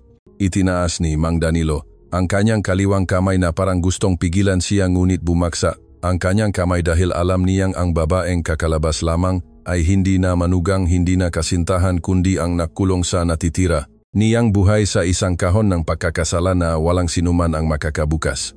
Nagsara ang pinto, sa loob ay isang lalaki na hindi na makatayo, hindi na makapagsalita, hindi na makamahal. Sa labas isang babae na wala nang tumatawag, sa kanyang pangalan wala nang naghihintay, wala nang babalikan. 2 tao sa makaibang panig, tanging isang katahimikan na parang nakasuspindeng hatol sa buong natitirang buhay. Umalis si Marco sa Batangas ng kinaumagahan. Pagkatapos ng kanyang paharap kay Ligaya sa biyahe pabalik sa Metro Manila, hindi siya nakinig ng musika, hindi nag-browse sa telepono, hindi natulog, nakaupo lang at nakatingin sa bintana kung saan ang puno ay tumatakbo paatras na parang ang pagpapaalam niya sa nakaraan. Ngunit alam niyang may ilang bagay na hindi nasa labas ng bintana ng sasakyan. Nasa puso ito at hindi ito umaalis. Pakalipas nga 3 buwan lumipat si Marco sa isang maliit na kondominium malapit sa Manila Bay, hindi malaki, hindi marangya, ngunit sapat na mainit. Nagtamin siyang ilang halaman, nag-alagang isang dilaw na pusa at nag-enroll sa guitar lessons bawat Sabado nga hapon. Iyon ang kanyang paraan upang matuto muli kung paano maging tao, hindi bilang asawa, anak, lalaki, kundi bilang isang tao na makahinga ng hindi nakakaramdam ng pagkakasala sa pagdudulot ng sakit sa iba. Sa klase ng gitara nakilala ni Marco si Thea, isang guro sa kindergarten, mahinhin, masayahin, mahaba ang buhok hanggang baywang, mahilig kumain ng cream puff at madalas makagat ng lamok. Hindi tinanong ni Thea si Marco tungkol sa kanyang nakaraan, hindi niya kailangan malaman kung bakit laging malungkot ang kanyang mata. Sa tuwing natatapos niya ang isang kanta, tahimik lang siyang lumalakat sa tabi niya sa tuwing matapos ang klase. Minsan nakaupo sila sa tabing ilog, umiinom ng kape. Sinabi ni Thea na parang may sakit na alaala ang bahay na tinitirhan niya. Ngumiti si Marco nang hindi siya tiningnan. Dati akong nakatira sa isang bahay kung saan alam nang bawat dingding ang isang pangit na lihim. Ngayon mag-isa akong nakatira kasama ang anino ng lalaking dating ako. Hindi na nagtanong si Thea, nakaupo lang siya ng tahimik. At iyon ang pinakamahalaga kay Marco, hindi lahat ay sapat na sensitibo upang hindi hawakan ang isang sugat na naghihilom. Isang araw inanyayahan ni Thea si Marco sa kanilang bahay upang kumain kasama ang kanyang pamilya. Simpleng hapunan, mainit na tawanan. Natanong ang ina ni Thea na parang siya ay bahagi ng ang pamilya. Nang umalis sila, mahina siyang hinawakan ni Thea sa kamay. Hindi kita pinipilit na kalimutan. Umaasa lang ako na balang araw ay hayaan mo akong manatili sa kasalukuyan at hindi itula ng iyong nakaraan. Napatigil si Marco, hindi sumagot, tiningnan lang ang kanyang kamay kung saan nakahawak ang maliit na kamay saka dahan-dahang inatras. Mabait kang tao, ngunit hindi ako sigurado kung may kakayahan pa akong magmahal ng iba. Nang gabing iyon, mag-isa si Marco, bilog ang buwan sa labas ng bintana, mahina ang huning ng pusa. Muling binuksan niya ang liham na isinulat ni Ligaya na hindi niya binasa noon. Ngunit nang gabing ito binasa niya ang bawat linya ng malinaw, walang nilaktawan. Matapos basahin, itiniklop niya ang liham at inilagay sa mesa, walang luha, bumuntong hininga lang. Ang liham na iyon ay sinulat para sa kanyang dating asawa, ngunit hindi na ako iyon. Kinuha ni Marco ang gitara at tinuktok ang isang lumang kanta. Ang kanta na plano niyang tuktugin sa kanilang unang anniversary. Nang matapos ang kalahati ng kanta, naputol ang kwerdas. Nagulat ang pusa. Ganun din siya at napagtanto niya na kapag naputol, maaring iduktong muli, ngunit hindi na ito makatuon ng buo tulad ng dati. Kinabukasan, nagpadala siya ng mensahe kay Thea.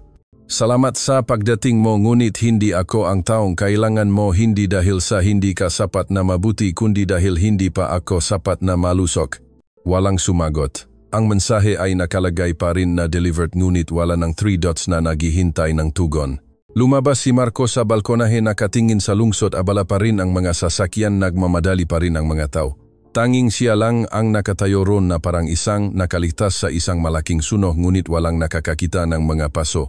Dahil ang makapaso ay nasa puso. Sa umaga ng huling bahagi ng Abril, unang beses lumabas si Ligaya sa bahay pagkatapos ng mahigit 3 buwan na pamumuhay na parang anino. Hindi siya nag-makeup, hindi siya nagbihis ng maganda, isang gray na sweater, itim na talang pantalon, nakatali ang buhok, madilim pa rin ang ilalim ng mata at payat, ngunit may isang bagong bagay sa kanyang tingin, hindi na pagtakas. Dahan-dahan siyang nalakad sa pamilyar na eskinita, dumaan sa lumang tindahan kung saan tiningnan siya ng may-ari at bahagyang tumango, wala ng mapanliba na tingin, wala ring pagiging palakaibigan, tanging ang katahimikan ng isang taong nakarinig ng napakaraming ngunit ayaw nang magsalita pa. Umupo si Ligaya sa bangko sa parke malapit sa lawa, malamig ang hangin, punong dahon ang kanyang paa. Matagal na siyang hindi nakalanghap ng sariwang hangin nang hindi dumadaan sa kurtina o bintana. Noon isang boses ang umalingaw-ngaw sa likod niya, mababa at may daladalang alaala. Ikaw ba yan, Ligaya? Lumingon siya. Si Noel, kanyang kaklase sa kolehiyo, ang taong madalas na nakaupo sa likod niya. Pinapahiram siyang ang panulat at minsan ay biniyan siyang scarf sa kanyang ikalawang kaarawan na nakalimutan na niya. Hindi siya gaanong nakbago. Pareho pa rin ang kanyang malambing na ngiti, kalmado ang mamata, marahil ay may dagdag na crow's feet lamang sa gilid ng kanyang mata at isang malungkot na tingin nang makita ang taong nasa harap niya ay hindi na ang Ligaya noon. Kumusta ka na ngayon? Bahagyang ngumiti siya, huminga pa, ibig sabihin buhay pa. Hindi na nagtanong si Noel, umupo siya sa tabi niya, sapat ang distansya. Alam ko na ang lahat ng nangyari. Tumango siya, mabilis kumalat ang balita, ngunit hindi ako dumating upang tanungin ka kung bakit ganun ang nangyari. Dumating ako dahil naalala pa rin kita, naalala ko ang Ligaya na nakaupo sa harap ko ngang 3 taon, ang Ligaya na tahimik na tumanggi sa akin. At hindi ako nagalita sa iyo dahil doon. Ngumiti si Ligaya. Tiningnan niya ang kanyang makamay, ang makamay na dating humawa kay Marco, dating yumakap kay Mang Danilo, dating sumulat ng nanginginig na maliham. Hindi mo dapat alalahanin ang isang taong tulad ko. Ang tao ay may karapatang makamali, sagot ni Noel. Ngunit ang mahalaga ay kung paano sila mabubuhay pagkatapos ng pagkakamali na iyon. Pareho silang tahimik. Humaplos ang hangin, ang amoy ng bulaklak ay hinaluan ng mahinang amoy ng tubig sa lawa. Naisip ko noon na kung mananatili lang ako ng tahimik ang lahat ay lilipas. Ngunit lumalabas na kung hindi ako magpapatuloy ang nakaraan ay mananatili roon at haharangin ang aking daan, sabi ni Ligaya nakatingin sa malayo. Kinuha ni Noel mula sa kanyang bulsa ang isang maliit na notebook. Nagtatrabaho siya sa isang life skill center para sa mga kababayhang nakaranas ng trauma nagtuturungang pagpipinta, paggawa ng palayok at pagayos ng bulaklak. Gusto mo bang subukan tiningnan siya ni Ligaya? Kumikinang ang kanyang mamata, isang bagay na parehong bago at luma tulad ng isang pata ng tubig na dumampi sa isang salamin na matagal nang nababalutan ng alikabok. Hindi ako sigurado kung ang isang taong tulad ko ay karapat-dapat pang matuto ng anuman. Inilagay ni Noel ang notebook sa kanyang kamay, mahina na parang naglalagay ng pag-asa. Kung gayon, subukan mo lang, hindi dahil sa karapat-dapat ka kundi dahil buhay ka pa. Tumayo sila, hindi nakahawak kamay, walang pangako, tanging isang tahimik na kasama na parang isang pagpapagaling na hindi nangangailangan ng salita. Bago sila lumiko, lumingon si Noel kay Ligaya. Ligaya, kung isang araw ay matututunan mong patawarin ang iyong sarili, ipagpatuloy mo ang buhay mo. Dahil minsan ang kailangan ng isang tao ay hindi ang parusa, kundi isang pagkakataon upang hindi na muling makamali. Umuwi si Ligaya, may hawak na maliit na notebook. Inilagay niya ito sa mesa sa tabing, liham na ipinadala sana kay Marco na hindi kailanman nabasa. Tiningnan niya ang parehong nakaraan at hinaharap na nakalagay ng makatabi sa harap niya sa kasiya bumuntong hininga. Sa unang pagkakataon pagkatapos ng maraming buwan, binuksan ni Ligaya ang bintana upang pumasok ang sikat ng araw sa silid. Nang Lunes ng umaga, pumunta si Ligaya sa Life Skill Center ayon sa imbitasyon ni Noel. Ito ay isang maliit na gusali na may puting pader, may naglulumbay na pulang bougainvillea na bumabalot sa bakot. Sagit ay may nukit na kahoy na karatula na may nakasulat, "Ang makababayhan ay may karapatang magsimulang, muli gaano man kalalim ang kanilang pagkabasag." Nakatayo siya ng tahimik sa harap ng karatula na iyon, may gumagalaw sa kanyang puso. Hindi niya alam kung ito ay damdamin o hiya. Pagpasok sa loob, ang amoy ng luwat, pintura at herbal tea ay naghalo na bumuo ng isang malusog na amoy, hindi ganap na malinis ngunit comfortable tulad ng mga taong narito. Ang unang klase ay paggawa ng palayok. Ang guro ay si Aling Sol, mahigit 40 taong gulang, maliit, may mahabang pilat ng paso sa kamay mula sa pulso hanggang siko. Mahina at dahan-dahang nagsalita si Aling Sol, sa bawat salita na parang nagbibigay ng payo. Hindi alam ng luwat kung sino ang humahawak dito o kung ano ang ginawa niya, kailangan lang nito ang taong iyon na maging tapat. Nakaupo si Ligaya sa tabingang, isang babaeng nangangalang Aling Norma na minsan nang nagreha pagkatapos magiwalay. Sa kabilang banda ay si Ate Susan na 3 beses nang nagpalaglag at namuhay ng may pagsisisi sa loob ng 10 taon. Walang nagtanong tungkol sa nakaraan ng isa't isa. Ngunit ang kanilang mga mata nang magtinginan sila ay hindi awa kundi pakikiramay. Hinawakan ni Ligaya ang unang piraso ng luwat, nangingini ang kanyang kamay. Ang luwat ay basa at malambot ngunit matigas ang ulo, ayaw nitong yumukot. Hinubok niya ito ng paulit-ulit ngunit naging baluktot. Bumitaw siya, ayaw na sana. Lumapit si Aling Sol at mahinang nagsabi, "Alam mo ba, Ligaya, ang luwat ay parang ang ating sarili. Kapag galit tayo sa ating sarili, hindi rin ito susunod, ngunit kung hahawakan mo ito ng may kahinahunan, lalambot din ito." Nang hapong iyon, mag-isa siyang nakaupo sa likod ng hardin ng center, may hawat na tasa ng gingerti. Dumating si Noel at inabutan siya ng tuwalya. "Kumusta ka ngayon? Hindi ko kailanman naisip na darating ang araw na upo ako sa gitna ng mga taong minsan nang nakamali ng walang kahihiyan," sabi ni Ligaya nakatingin sa succulent plant sa harap niya. Dahil walang sinuman, dito ang dumating upang mapatawad. Dumating sila upang magpatuloy. Nang umuwi, binuksan muli ni Ligaya ang kanyang notebook, binaliktad ang bawat pahina. Nagsimula siyang magsulat. "Araw isa, hinawakan ko ang luwat gamit ang mga kamay na dating nagkamali, ngunit ngayon ay hindi na ito umatras. Araw 2, nakita ko ang isang babaeng minsan nang binugbog ay nakangiti pa rin at napagtanto ko na hindi ako nag-iisa sa pagkakamali. Araw 5, nakagawa akong isang baluktot na tasangang palayok ngunit hindi ito nabasag.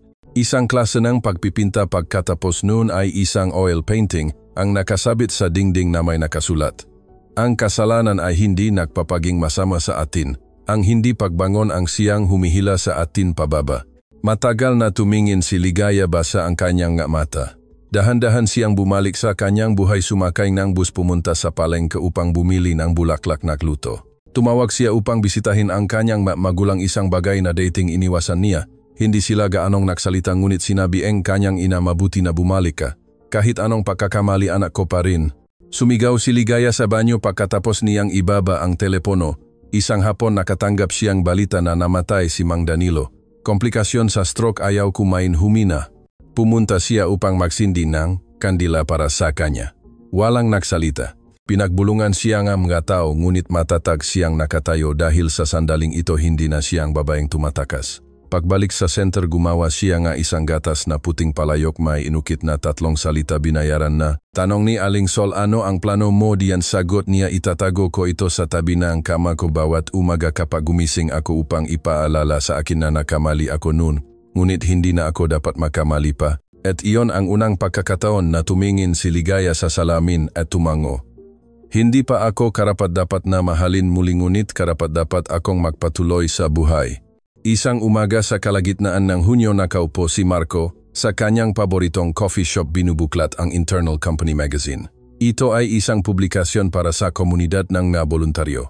Plano niyang mabilis itong buklatin tulad ng dati nang may isang pamagat na nagpahinto sa kanya. Dati akong trader at ito ang paraan kung paano ko natutunan muli na maging tao. May agda NTH. Biglang naramdaman ni Marco ang lamig sa likod ng kanyang damit kahit hindi mainit ang panahon.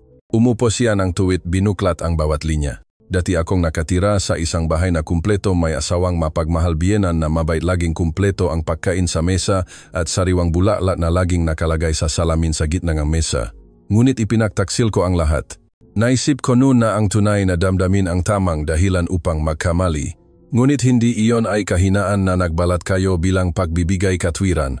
Huminto si Marco, lumamig ang kape, bahagyang nanginginig ang kanyang kamay. Nagpatuloy siya sa pagbabasa, ang asawang iyon may utang ako sa kanya ng mas disenteng buhay, ngunit hindi ko na kayang bayaran ito ng pag-ibig dahil ang bagay na iyon ay nahulog ko nang nadapa ako sa aking sarili. Ngayon hindi ako nabubuhay upang mapatawad ng sinuman. Nabubuhay ako upang bawat umaga ay tumingin sa salamin nang hindi nakakaramdam ng kahihiyan sa pagtawag sa aking pangalan. Hindi detalyado ang artikulo, walang binanggit na pangalan, walang pagbibigay katwiran, ngunit naiintindihan ni Marco na bawat salita ay dugo kahihiyan at ang pinakamabigat na pagbabaen isang babae na minsang bumaksak sa pinakamababa. Binasa niya hanggang sa dulo nga artikulo kung saan isinulat ng may agda, hindi ko kailanman inasam na muling maging asawa ng sinuman, ngunit umaasa akong makabalik na maging isang babae na hindi ko kinasusuklaman. Salamat sa lahat na hindi nagpatawad. Dahil ang katahimikan na iyon ang tumulong sa akin na malaman na may mapagkakamali na hindi mabubura, maari lamang itong ukitin sa puso at mabuhay ng iba. Itiniklop ni Marco ang pahayagan, nakatingin sa malayo sa bintana, kumikinang ang Manila Bay sa ilalim ng sikat ng araw. Hindi siya umiyak, hindi ngumiti, huminga lang ng napakahina na parang ibinaba niya ang isang batong matagal na niyang dala sa kanyang dibdib. Nang gabing iyon, inayos ni Marco ang kanyang magamit. Inilagay niya sa kahon ang ilang lumang gamit kasama na ang liham na isinulat ni Ligaya, ngunit hindi niya kailanman binuksan. Ngunit sa halip na itapon, maingat niya itong binalot, selyado at nilagyan ng label. Hindi kailangan basahin, ngunit hindi kailangan kalimutan. Sa ibang bahagi ng lungsod, nagtuturo muli si Ligaya ng klase ng pagpipinta sa mga bagong dating na kababayan sa center. Nagpinta siya ng isang sunflower, unang beses na ginamit ang maliwanag na dilaw na kulay. Pumasok si Noel at inabutan. Siya nga isang liham mula sa Organizing Committee and Share the Truth Book Program. Inanyayahan si Ligaya na maging mayagda. Tumango siya, ngunit sinabi, susulat ako hindi para kaawaan ng sinuman, kundi para malaman ng sinumang nagkamali na walang sinuman ang nawawalan ng halaga maliban kung sila mismo ang magbura sa sarili. Sa pagtatapos nga araw, umuwi siya at nagsindi ng kandila para kay Mang Danilo. Sa altar inilagay niya ang isang gatas na puting palayo na may inukit na 3 salita, binayaran na. Walang nagsabi na siya ay pinatawad na, ngunit naging payapa ang kapaligiran. Sa isang sulok ng lungsod, sumulat si Marco sa kanyang tala-arawan. Dati akong ipinagtaksil. Dati gusto kong may magbayat. Ngunit lumalabas na ang pagpapalaya ay hindi dahil sa mabuti ako, kundi dahil pagod na ako at gusto kong magpatuloy sa buhay ng walang daladalang sinuman sa aking puso. Dito nagtatapos ang kuwento. Walang bumalik sa isa't isa, walang muling nakmahal walang himala ang nagligtas. Ngunit si Marco ay nagpatuloy sa buhay bilang isang lalaki na wala ng galit. Si Ligaya ay muling nabuhay bilang isang babae na hindi na tumatakas. At iyon ang pinakamagandang bagay na magagawa nila pagkatapos ngang isang pagkakamali na minsang sumira sa lahat. May mga pagkakamali sa buhay na hindi ginagawa ng isang tao dahil sa kasamaan kundi dahil sa kahinaan. May mga pagtataksil na hindi galing sa kasakiman kundi sa mga walang laman na espasyo sa puso na walang makakapuno. Ngunit hindi iyon nangangahulugan na ang pagkakamali ay tinatanggap. Nangangahulugan lang ito na kailangan nating maging sapat na masaktan upang magising at sapat na matapang upang bumangon. Si Ligaya ay ang imahe na isang babae na minsang bumaksak ng malalim hindi lamang mula sa tiwala ng iba kundi mula sa kanyang sariling dangal. Hindi siya ang taong dapat agad patawarin ngunit karapat-dapat siyang magpatuloy sa buhay kung pipiliin niya ang ibang paraan ng pamumuhay. Dahil walang sinuman sa buhay ang laging tama ngunit may mga taong nakakamali saka tumatakas. May mga taong nakakamali saka nabubuhay ng karapat-dapat sa natitira nilang buhay. Si Marco ang pinakamalalim na nasaktan. Ipinagtaksil siyang taong pinagkakatiwalaan niya ng lubos kanyang asawa at ipinagtaksil siyang taong tinawag niya na ama. Ngunit hindi siya naging kawe, hindi rin niya ginawa ang sarili na isang biktima magpakailanman. Pinili niyang magpatuloy sa buhay nang walang pahihiganti, hindi nagpapatawad sa pamamagitan ng salita kundi sa pamamagitan ng aksyon. Iyon ay isang uri ng emosyonal na katalinuhan kapag alam ng isang tao. Minsan ang halaga ng parusa ay napakabigat kaya ang pagpapatawad ay hindi dahil sa karapat-dapat ang isa kundi dahil ayaw mong dalhin ang sugat na iyon ng isa pang araw. Si Mang Danilo, ang karakter na nagdulot ng trahedya, ay hindi nakatanggap ng kapatawaran mula sa sinuman ngunit binayaran niya ito sa mismong bagay na ginamit niya upang makamali ang kanyang katawan. Ang pinakamalupit na parusa minsan ay hindi galing sa batas kundi sa sariling kalungkutan, sakit at kamatayan ng may pagsisisi na hindi nasasabi. Ang kwento ay walang bayani, walang ganap na mabuti o ganap na masama, tanging mataong minsan nang nakamali at kung paano nila hinarap ang pagkakamali. At kung may isang aral na naiwan pagkatapos ng lahat, iyon ay ang pagtataksil sa anumang dahilan ay isang kasalanan. Ang sakit ay karapatan ng nasaktan, ang pagpapatawad ay hindi para sa iba. Ito ang huling regalo na ibinibigay mo sa iyong sarili at ang pagpapatuloy sa buhay ay hindi para sa sinuman kundi para sa sarili na karapat-dapat sa isang buhay na hindi magpakailanman nakakulong sa pagkakasala. Hindi kailangan ng kwentong itong sinumang bumalik at hindi rin kailangan na bumalik sa dati ang lahat. Dahil maaring matapos ang nakaraang kwento ngunit ang tao ay maari pa ring magpatuloy. At ang mamuhay ng mas maayos ang pinakamagandang paraan upang tubusin ang pagkakamali. Salamat sa pagsama sa akin hanggang sa dulo ng kwento. Kung may natitira pa sa iyo pagkatapos ngang lahat, hayaan itong maging isang katahimikan sa puso upang malaman na ang pinakamahirap na gawain ng pagiging tao ay hindi ang maging tama sa buong buhay kundi ang makamali at maglakas lupa ring mamuhay ng disenteng muli mula sa simula.